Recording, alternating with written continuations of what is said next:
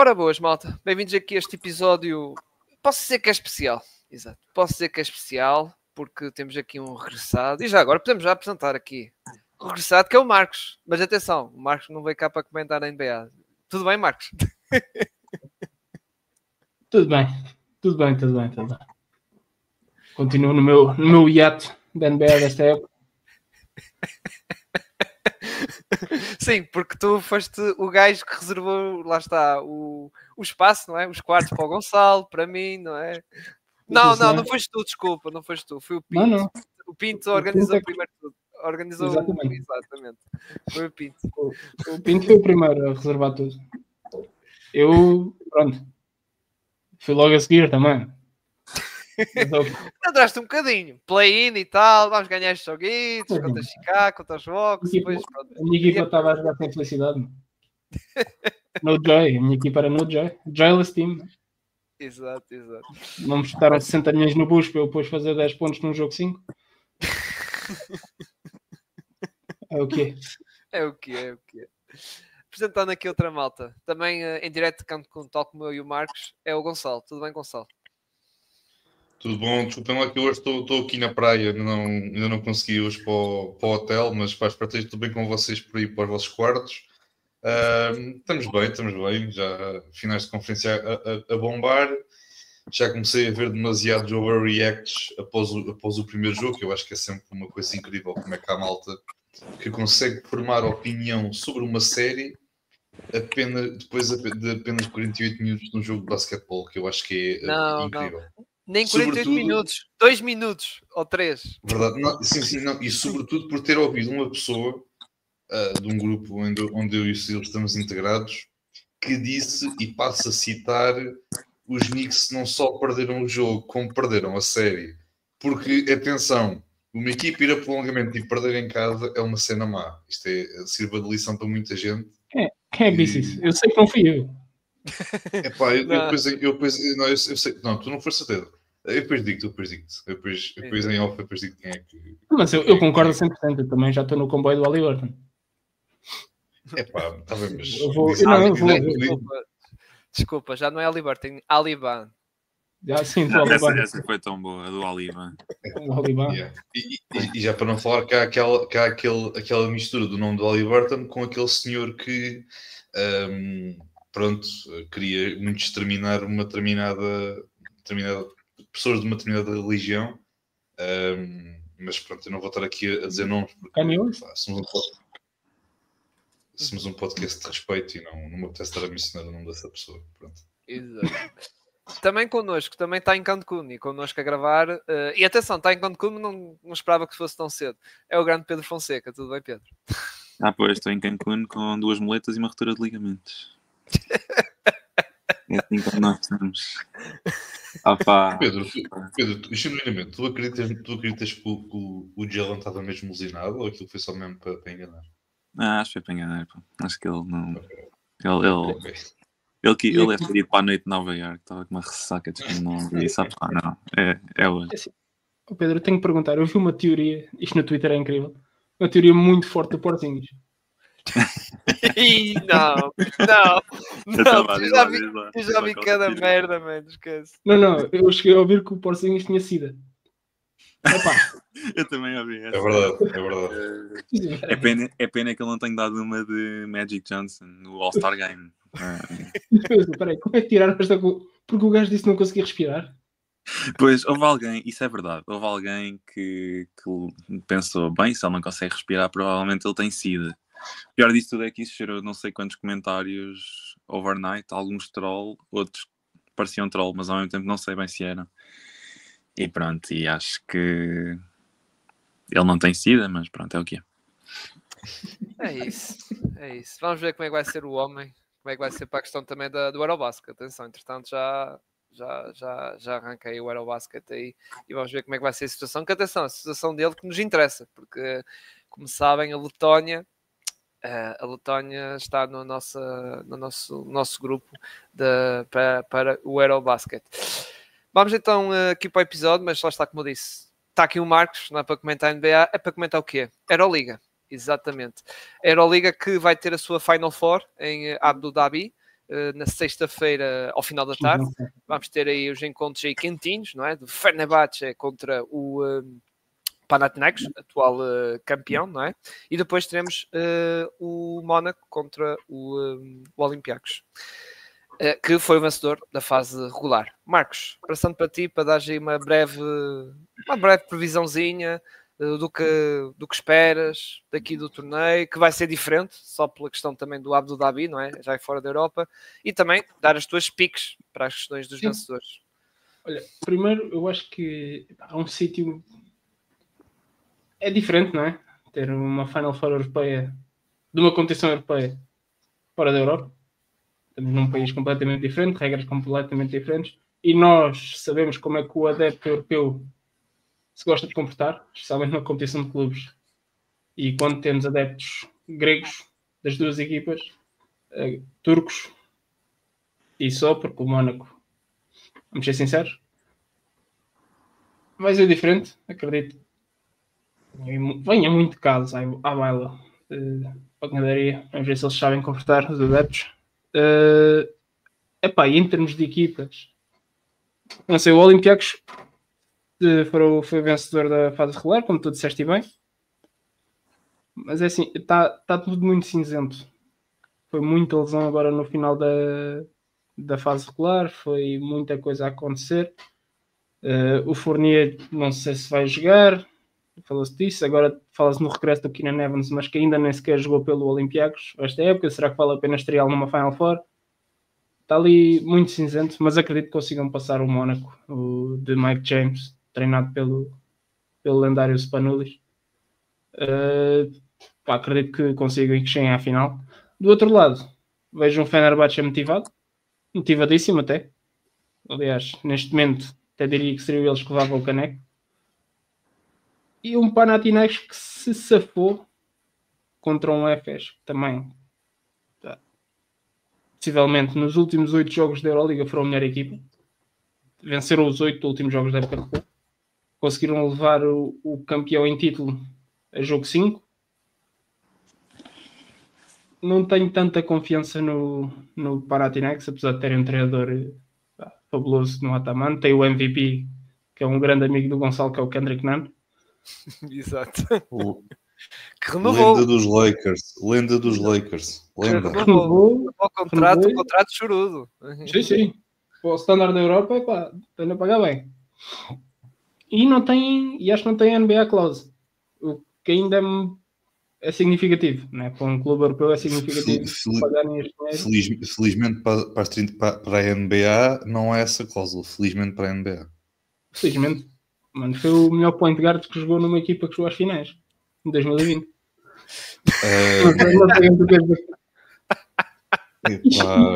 Eu estou a constatar factos. Não foi, era o Dragic mesmo. Era o Dragic, senhores, o Dragic. Podes dizer assim, o melhor americano que jogou nas equipas. O melhor base americano que jogou nas NBA em 2020. Exato, o melhor base americano. Quem foi aleijado pelo base era o Danny Green, mano. Eu não vou alimentar este discurso, não vou alimentar. Gonçalo, tu dizes assim, playoff round, pá.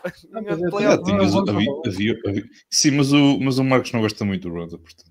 Quer dizer, o Marcos não gosta do Rondo. Ele gosta dele, pá. Ele é da mesma tribo, com o Rondo, estás a ver? Sim, e o Rondo subiu muito na consideração do Marcos depois de ter espetado um soco no Chris Paul. Mas continua. É o melhor jogo que eu vi na minha vida.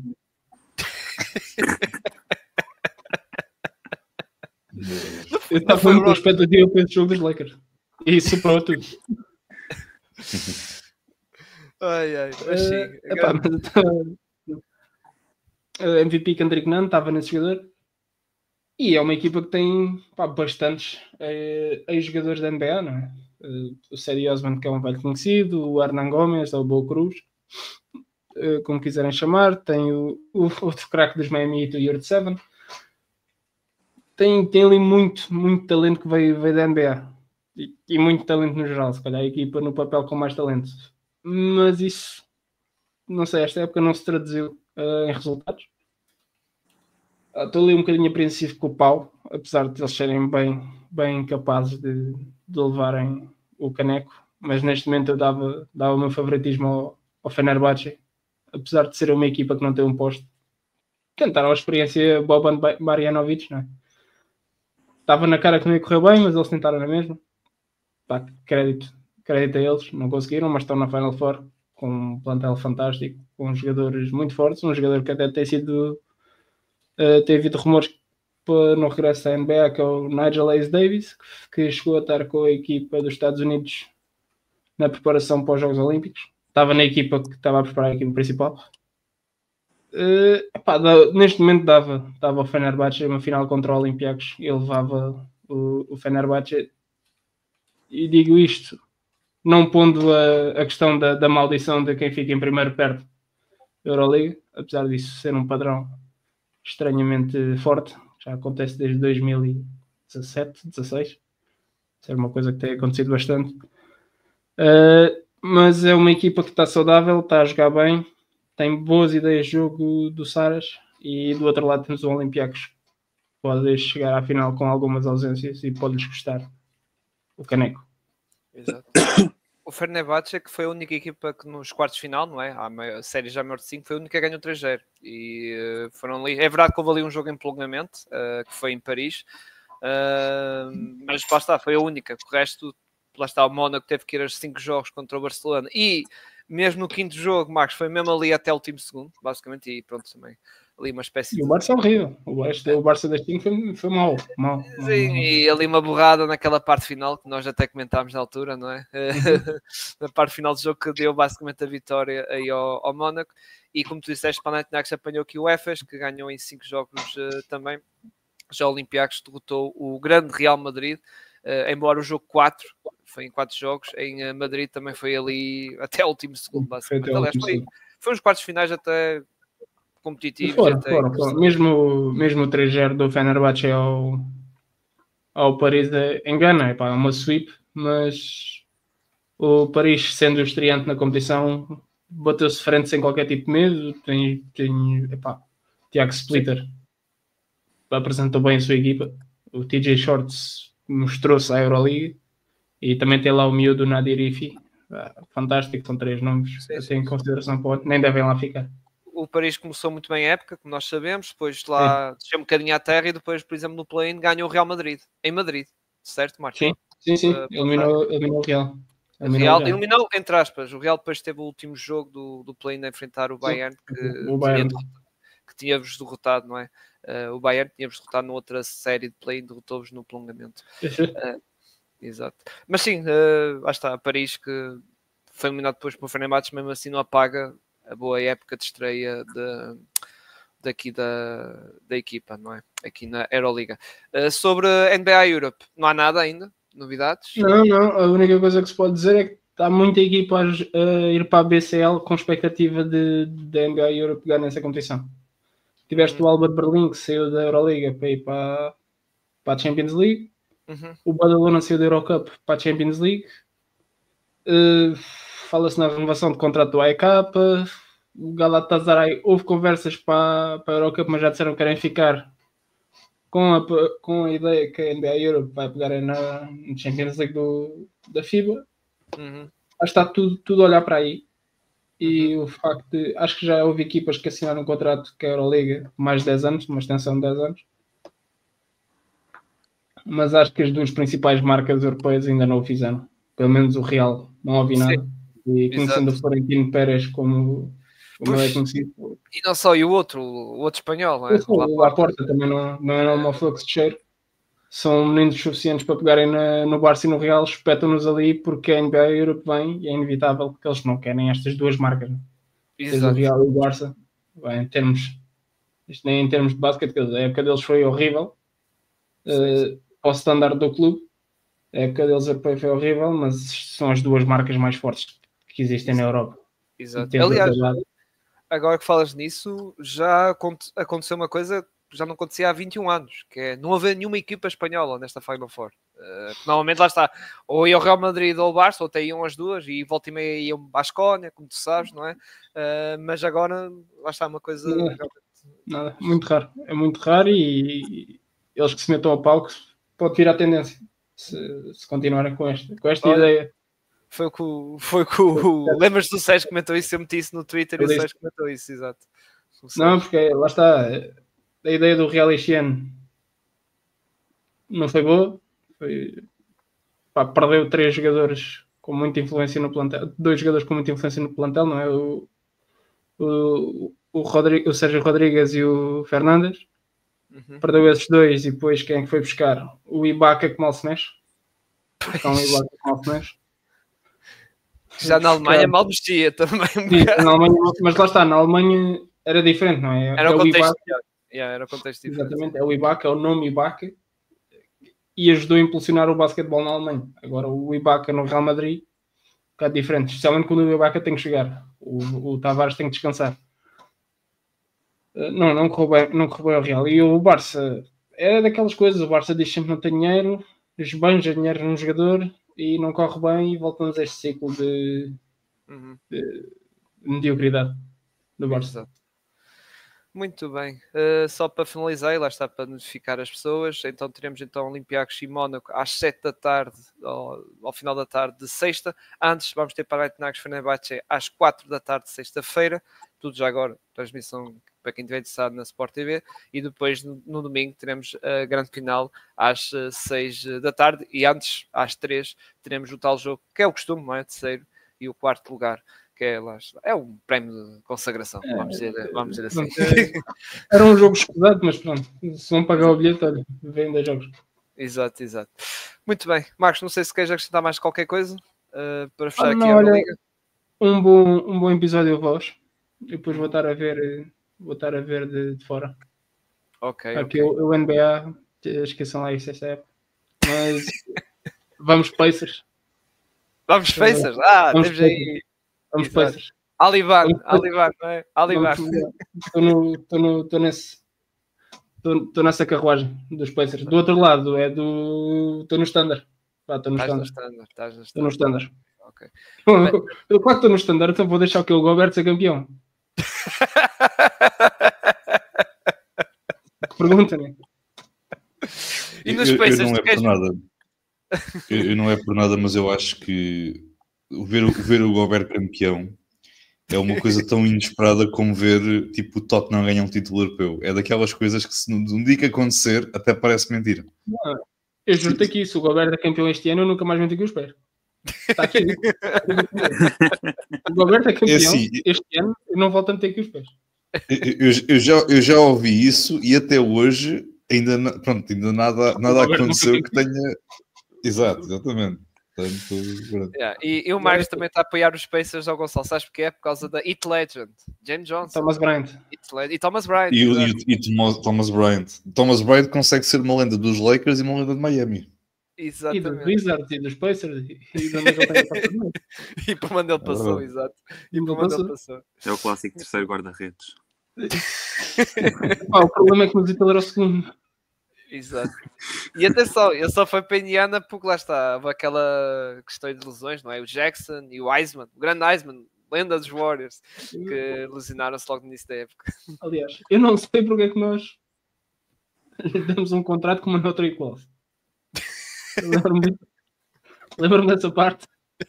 Foi. Porque era aquele típico contrato de 1 ano mínimo e que normalmente leva no trade clause. Eu não sei como é que foi a conversa. Tipo, Thomas, aí bro, 800 mil e uma no trade clause, está-se bem? Ficas aí. Muito bem. Olha, Marcos, foi muito bom ter cá. Se quiseres podes ficar aqui na mesma, aqui a ouvir a nossa conversa então, para falar aqui dos playoffs, e para a semana deves regressar, não é? Com o Sérgio, para comentar aqui e fazer mesmo um resumo geral da Euroliga, não é? De tudo. Sim, em princípio sim. Vamos só ver os últimos detalhes, mas depois dizemos, temos a data ao certo. Quando é que vai acontecer? Não, mas eu vou sair, vou-vos deixar sossegados para eu não estar aqui a mandar piadas e depois ter que falar mal do Brunson porque simplesmente me apetece, apesar de achar ele um jogador do caraças, ou ter que falar mal do Cat. O Cat, estou completamente... não estava à espera do Cat este ano. O Cat conseguiu chegar a umas finais de conferência antes do Embiid, não é? Incrível. Incrível. Aliás, das 2 conferências, o Cat fez isso nas 2. O Embiid no MVP.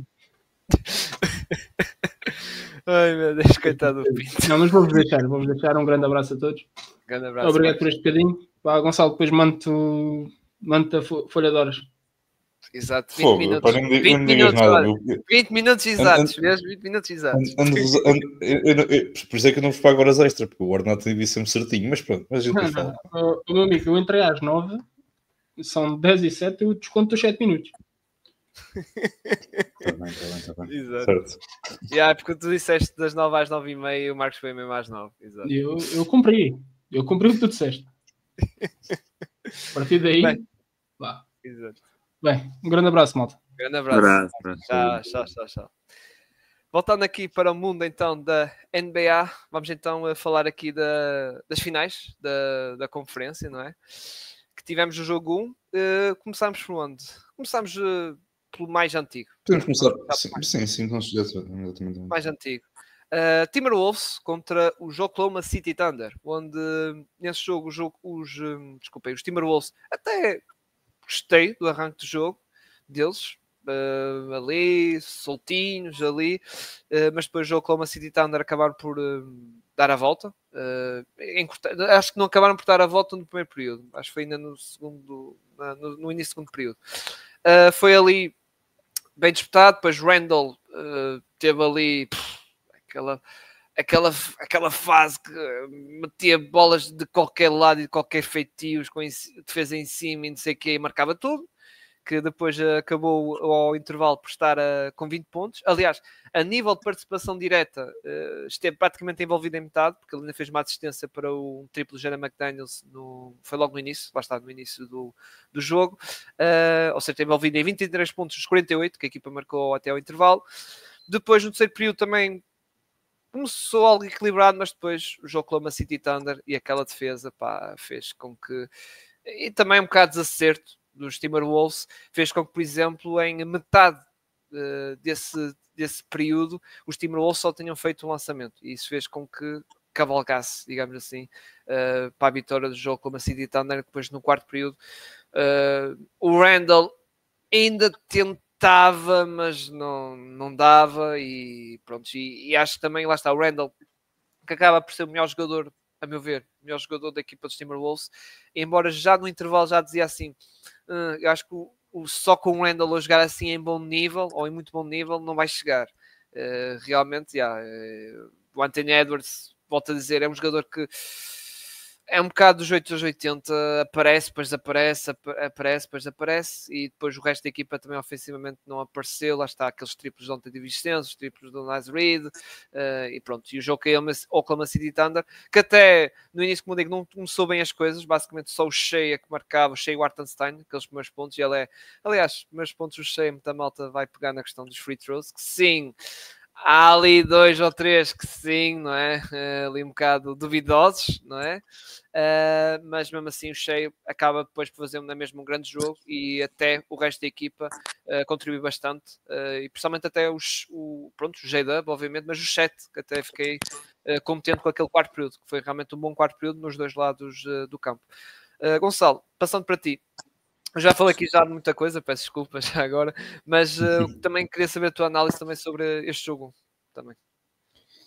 Sim, eu acho que foi um jogo equilibrado, apesar do resultado não dar a entender, porque pronto, é o que é. Achei que até mesmo durante o terceiro período, até ali dada a altura do terceiro período, o jogo esteve bastante equilibrado. É curioso que, obviamente, o resultado final engana um pouco, mas eu acho que os Wolves acabaram ali por perderam, e perderam bem, como é óbvio, mas acho que houve ali coisas que deixaram ainda no prato, digamos assim.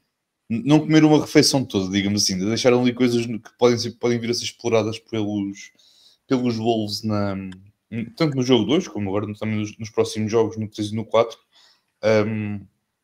Mas eu considero isso. Eu acho que o jogo foi muito equilibrado. Também, ao intervalo estava uma vantagem muito curta para os Wolves.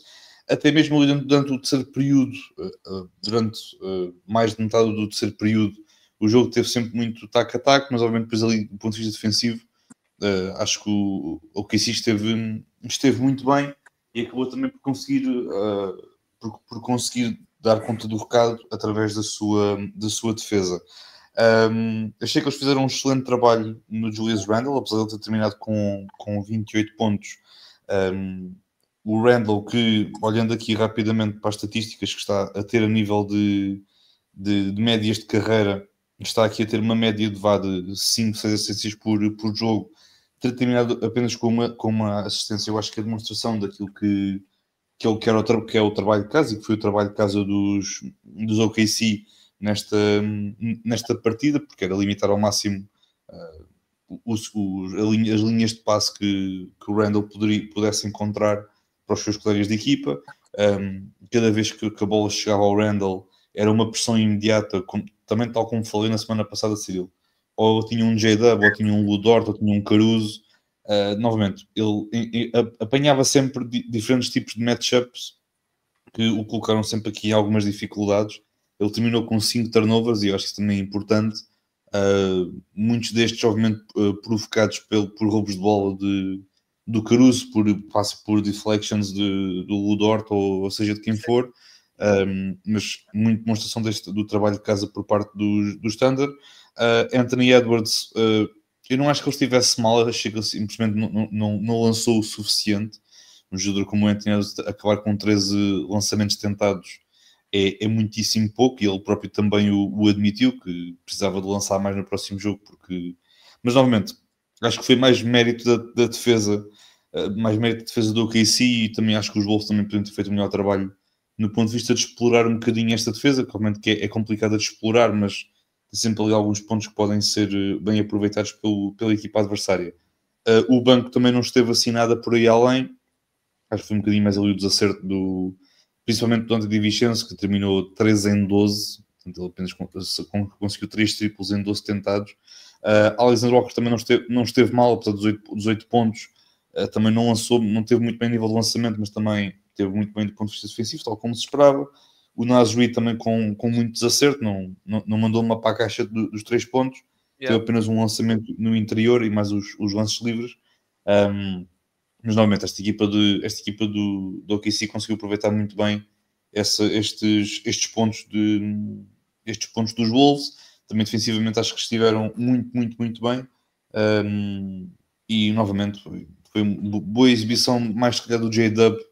Obviamente o Shea também teve bem, mas pronto, o J-Dub ali muitas vezes não é dizer que houve uma arbitragem caseira, mas nós sabemos perfeitamente que há ali muitas vezes apitos que são assinalados a favor do Shea, que quando se vê repetição, pronto, nem de perto nem de longe houve ali um contacto suficiente para isso. Inclusive o Shea foi apanhado nisso, creio que 2 vezes, porque acho que houve um challenge por parte dos Wolves na primeira parte, e depois também acho que na segunda parte sobre uma potencial falta sobre o Shea, que depois o challenge veio confirmar que afinal não era falta. Mas gostei muito de ver o J-Dub, apesar de apenas 19 pontos, mas acho que esteve muito bem, aproveitou muito bem ali o matchup que tinha à sua frente. E também o Chet também teve aqui um jogo muito interessante, também teve aqui alguns momentos defensivos importantes. E pronto, e tivemos a Isaiah Joe, que acho que também jogou bem. O Caruso, apesar logo da com um triplo. Ele entrou em campo e acho que foi meteu logo um triplo. Logo sim, exatamente. Mas pronto, eu acho que foi isso. É estranho, porque foi uma diferença de mais de 20 pontos. Mas sinto que 16, houve aqui uma... 16, desculpa. Estava a corrigir 16. Ok, exato, pronto. 16 não, 26, 114 para 88, 26. Desculpa, 26, tens razão. Desculpa, a minha matemática. O meu cálculo mental ainda está bom. Sim, mas o jogo basicamente acabou quando foi aquele triplo do Caruso, a voltar a 3 minutos, aí estava 18.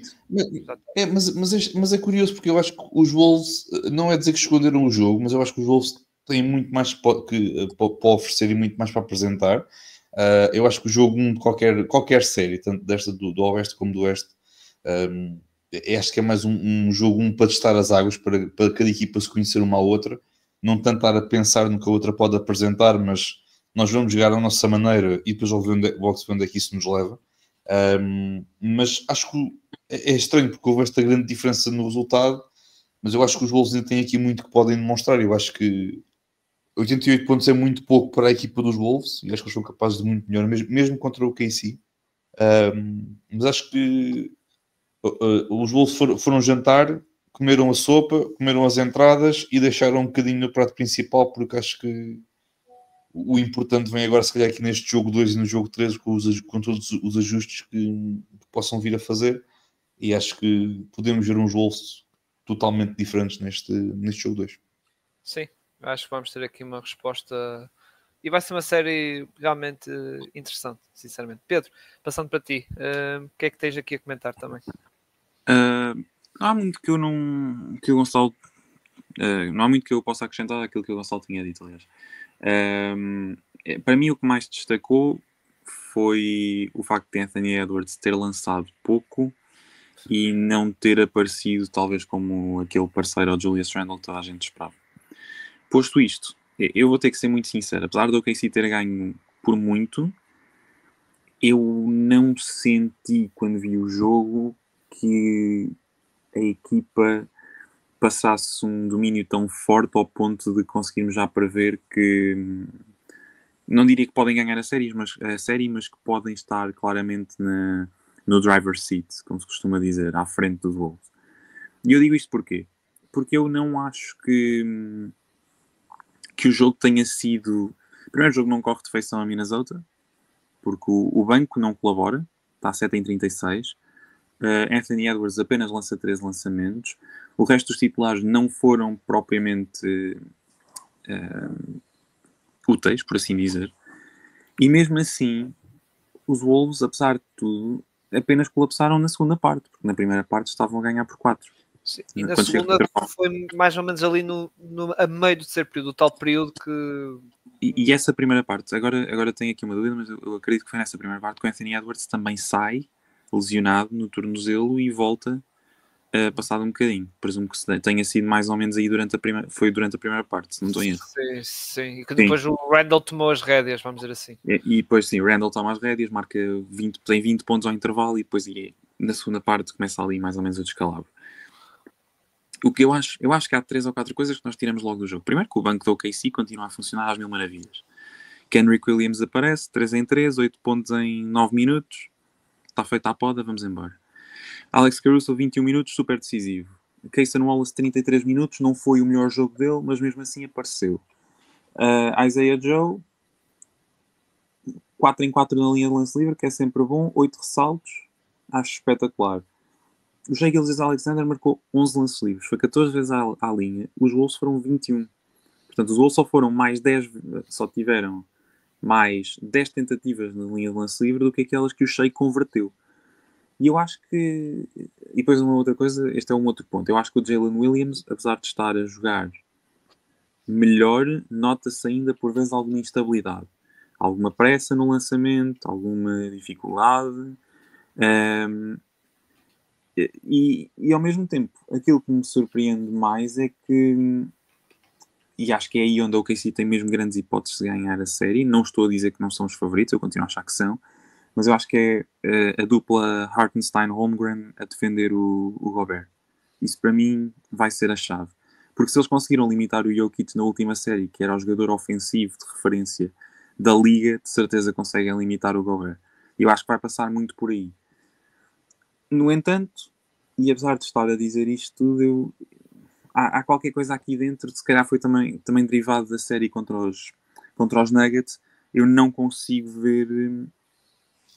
Apesar de tudo o que aconteceu, dos circus shots, do Kenrick Williams, do Chet Holmgren a fazer aquela rotação para o fundanço e do quarto período, que foi claramente o decisivo, não consigo ainda pensar que os OKC estão assim tão à frente. Acho que vão ser precisos muitos jogos maus de Minnesota para que as coisas corram mesmo muito mal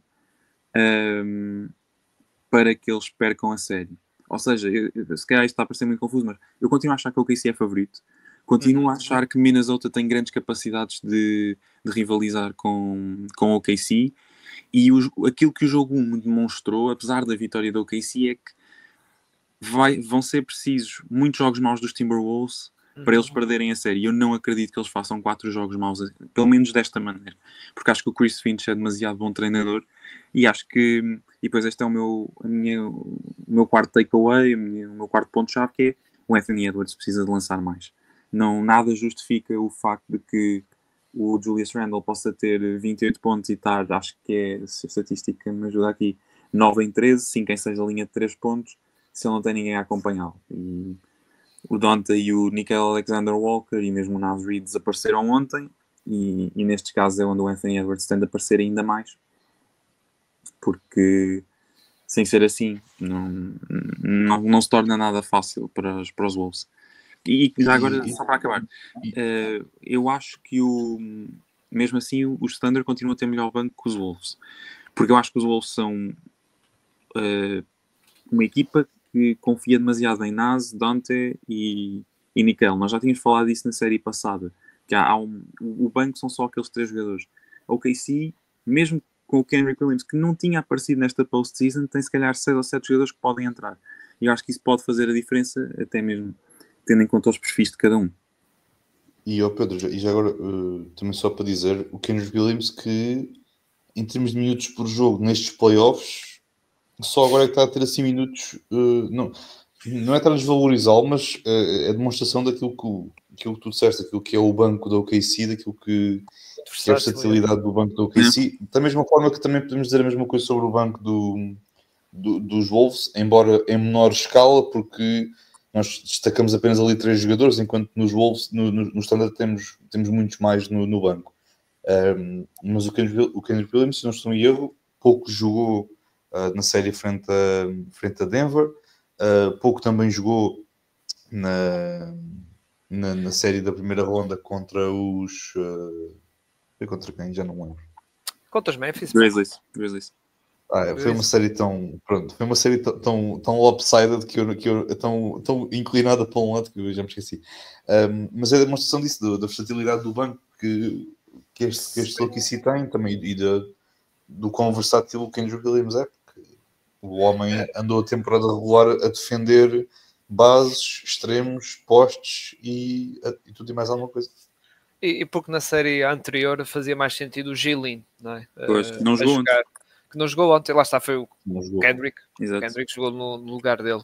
Eles basicamente estão ali a dividir aquele spot, vamos dizer assim, de jogar. É porque a gente olha, por exemplo, o caso do Kenrich Williams, eu acho que ele ia sempre jogar, mesmo que jogasse de uma perspectiva contra Denver, iria sempre estar muito ocupado com jogadores como o Aaron Gordon ou mais, se calhar, com o Jokic. Enquanto que aqui os estão mais confortáveis porque não há um Jokic, ok, há um Gobert, há um Randle, ok, já são aqui jogadores com os quais nós, à nossa maneira, nos conseguimos manter bem, digamos assim, ou confortáveis com estes dois. E pronto, é isso. Uhum. Muito bem. E eu concordo com o Pedro. Acho que para o jogo Oklahoma City Thunder ganhar assim com tanta, não vou dizer tanta facilidade, mas não ganhar assim até a série ser longa, tinha que ser, lá está, os Timberwolves estarem muito maus. Eu não acredito muito nisso. O Jaden McDaniels, do que eu notei, ele sentia-se que também estava algo limitado por questão das faltas, não é? Que pronto, que ele estava sempre ali ali à frente do Shane, não é? Que era normal, era o que nós estávamos já à espera, e que depois até acabou por ser expulso por faltas, a faltar, embora não foi um fator muito importante, porque aí o jogo em si estavam bem engrenados, e depois o jogo em si nessa fase, depois da expulsão do Jaden, até fechar um jogo com o tal triplo que eu citei do Caruso, como faltava 3 minutos, em que acho que matou completamente o jogo em si, que até depois do minuto seguinte o Chris Finch meteu a malta para o garbage time quando faltava 2 minutos. Mas vai ser uma série na mesma muito interessante, e lá está, tal, também concordo com vocês, vai ser muito interessante ver como é que vai ser o próximo jogo, porque acho que vai haver resposta de Chris Finch e vai haver ali certos ajustes, e também espero que aquela malta do banco, aliás, não estou à espera que aquela malta do banco, lá está, o Naz Reid tenha 1 em 11, lá está, o Dante DiVincenzo também só tenha 3 em 12 ou qualquer coisa assim. Eu acho que o banco vai estar melhor, e acho que vai responder e vai tornar a vida do jogo Oklahoma City Thunder complicada, ou até roubar um jogo, não é? Roubar um jogo os Timberwolves, que seria muito engraçado depois para Minnesota estar a série empatada, sinceramente. Passamos então para outra série. Vamos passar para outra série, para outro jogo, não é? Que teve aquele final, pá, louco, não é? Aquele final louco depois entre, lá está, em várias cenas, não é? Várias cenas de históricos, aquela cena do recorde de playoffs de estar uma equipa a perder por 7 ou 8 pontos a faltar 1 minuto e meio, em que antes disso, em quase 700 casos, só houve um, e agora neste playoffs os Pacers conseguiram 3. Depois há vários registros históricos, aquela de a perder, já não sei se é por 14 ou 15 pontos, a perder a faltar 2 minutos e 40.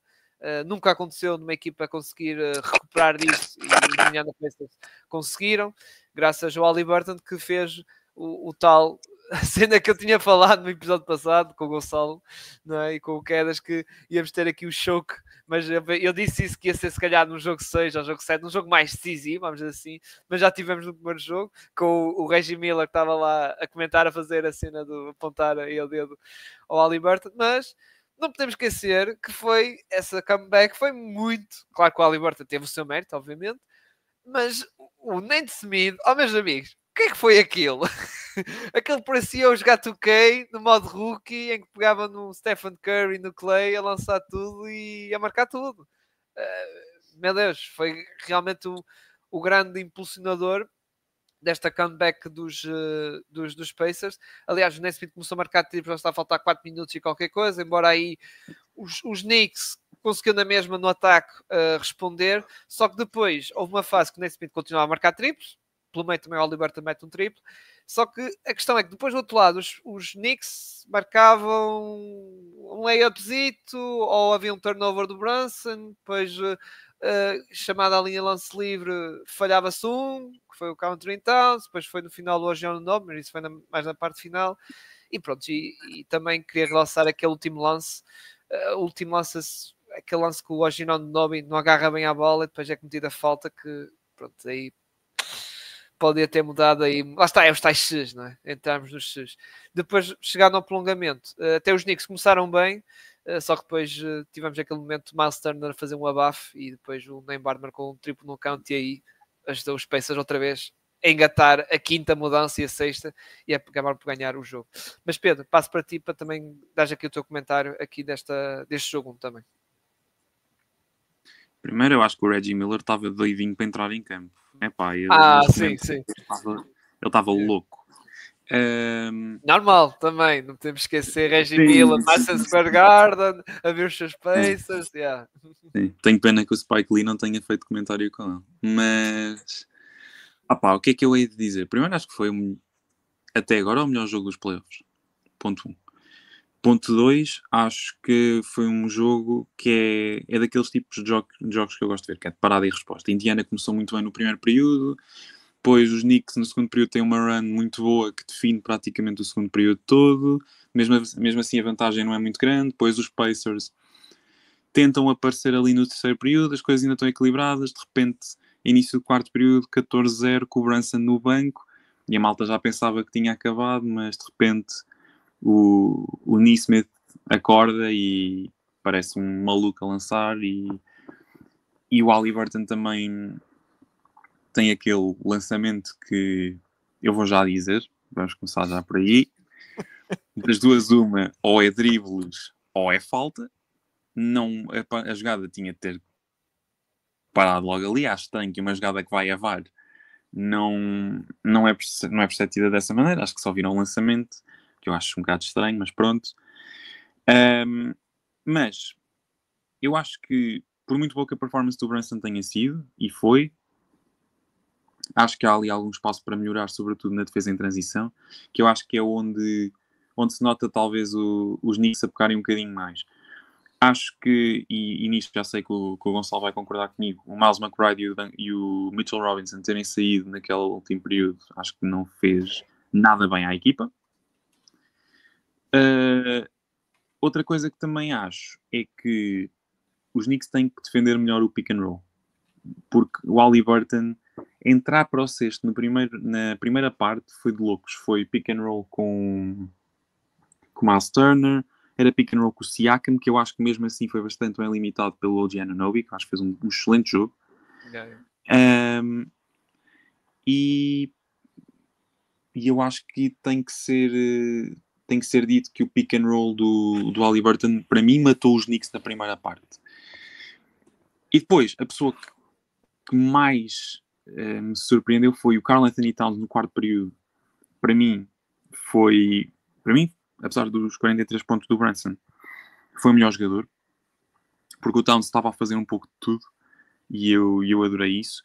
O Josh Hart também teve bem, e sabes, é daqueles jogos em que é difícil dizer, se calhar, dos 5 iniciais, quem é que teve mal, sem ser em pequenos momentos do jogo, porque ou seja, tu és capaz de apontar em 48 minutos.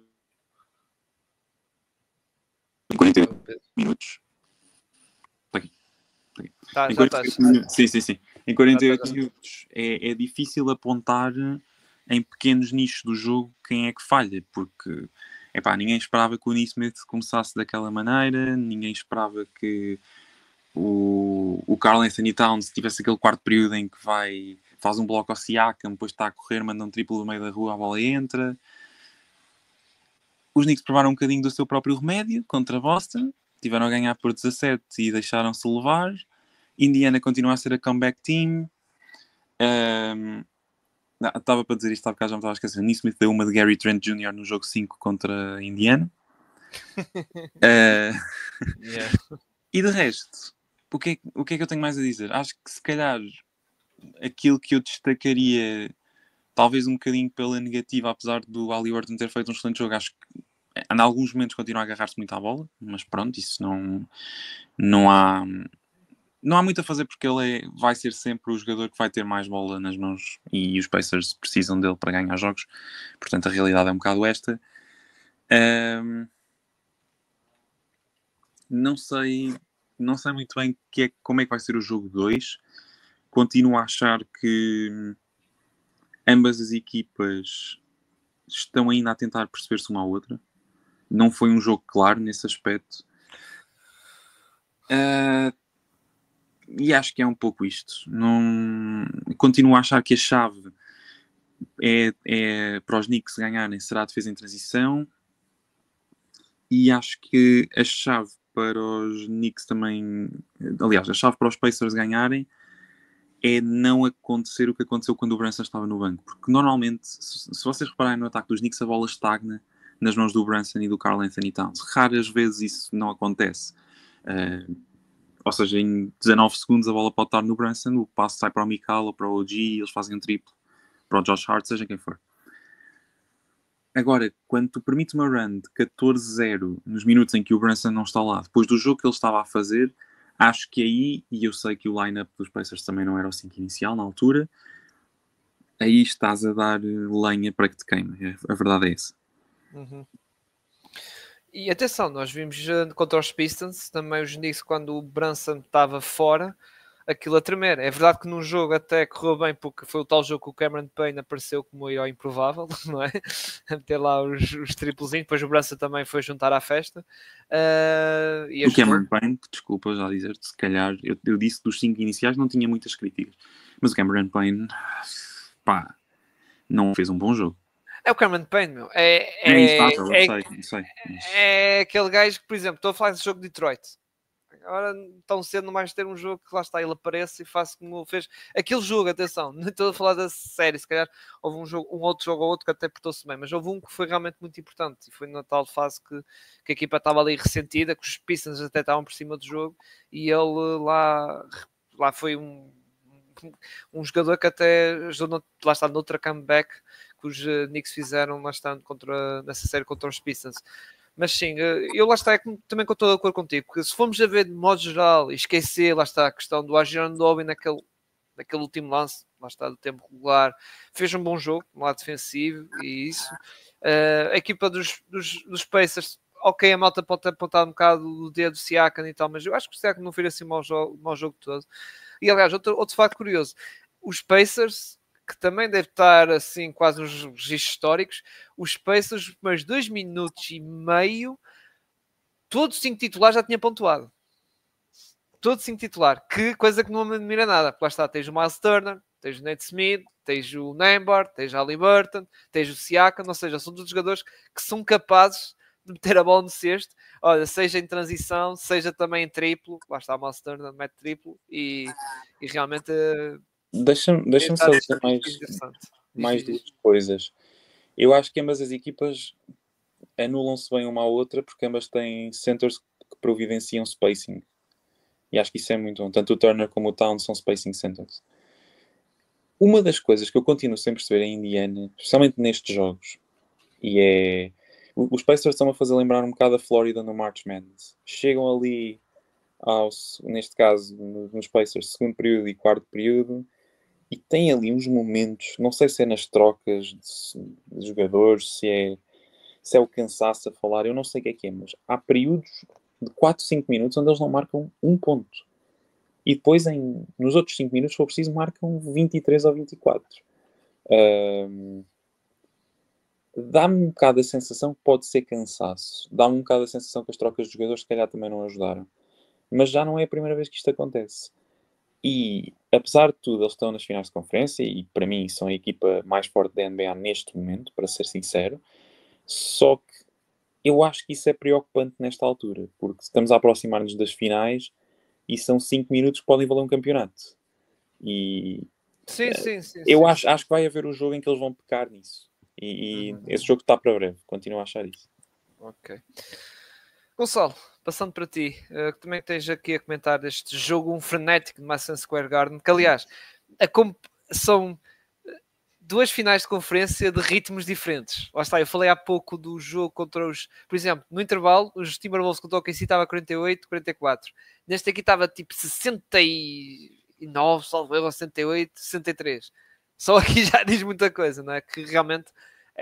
E atenção, é o que nós estamos à espera nos próximos jogos aqui destas finais de conferência. Mas também diz-me então a tua análise também sobre este jogo daqui do lado oeste. Sim, eu acho que os Knicks não jogaram mal. Eu acho que ali nos últimos 7 minutos do jogo, o Doc Rivers tornou-se treinador dos Knicks. Porque eu ainda estou para tentar entender como é que uma equipa que está numa run de 17 pontos, quando nem sequer tem o Brunson a titular, neste caso tinha o Brunson em campo, conseguem fazer uma run, acho que é 17 pontos, acho que é 17-4, se eu não estou em erro, que é a run dos que é a run dos Knicks, que estavam, neste caso, os Pacers a ter muita dificuldade em ter ao mesmo tempo o Deuce McBride e o Mitchell Robinson dentro de campo, porque o Robinson também andava ali a fazer muito trabalho sujo, apesar de não ter terminado com muitos ressaltos, mas dificultou muito a vida a nível dos ressaltos da equipa de Indiana. E de um momento para o outro, o Tom Thibodeau disse: não, epá, eu tenho de manter fiel a mim mesmo, tenho de colocar os meus titulares a jogar os minutos, de preferência os minutos todos os 48 minutos, e ver onde é que isto me leva. E isto levou ao meltdown que se viu, ao overtime que sim, de facto começaram bem, mas a equipa estava completamente esgotada, e causou muitas estranhas ao facto de que durante 46 minutos a equipa estava a defender bem, estava a conseguir, mesmo com a questão do pick and roll do Haliburton que o Pedro falou. Eu acho que mesmo assim os Knicks não estavam a viver bem com isso, não estavam a sofrer, mas estavam a conseguir aguentar esse ímpeto do Haliburton e da equipa da equipa dos Pacers. Mas acho que o jogo foi perdido muito naqueles últimos minutos do quarto período, e aquele meltdown não foi por acaso. Eu acho que foi muito de mérito também do treinador, mas acho que os jogadores também, não faço ideia se é o desgaste, se é o cansaço, embora não acredite muito nisso, mas claramente a defesa de pick and roll esteve muito pior. A defesa em drop foi altamente aproveitada por Indiana. Eu não sei se não vamos ter algum tipo de ajuste nesse aspecto para mudar o tipo de defesa do pick and roll, porque o Haliburton ia aproveitando todo o espaço que lhe davam em drop, e ele, apesar da malta não o achar, mas ele, de nível de lançamento exterior, não é assim tão mau. Acho que tivemos a melhor exibição num quarto período que eu já vi, ou de que eu tenho memória, por parte do Nesmith, que eu acho que fez um jogaço. E é verdade que ele, durante o jogo, o restante do jogo, não esteve muito presente a nível de marcação de pontos ou o que seja, mas defensivamente é um jogador muito chato de ter como defesa. Acho que ele, a nível de quarto período, é verdade que os lançamentos, como tu falaste, Cirilo, pareciam os lançamentos no 2K em modo rookie, mas havia ali muitos lançamentos muito complicados e ele estava a conseguir colocá-los. É verdade, se calhar na vida não volta a ter um quarto período daqueles, mas foi aquele quarto período dele que ajudou muito a este comeback da equipa dos Pacers, apesar de também não ter marcado muitos pontos, e apesar de ter feito um jogo que está um bocadinho mais discreto, acho que o Nembhard esteve muitíssimo bem, novamente defensivamente, a tentar incomodar ao máximo um Brunson, um Deuce, um Josh Hart, seja quem for. Acho que ele também nesse aspecto esteve muito, muito bem.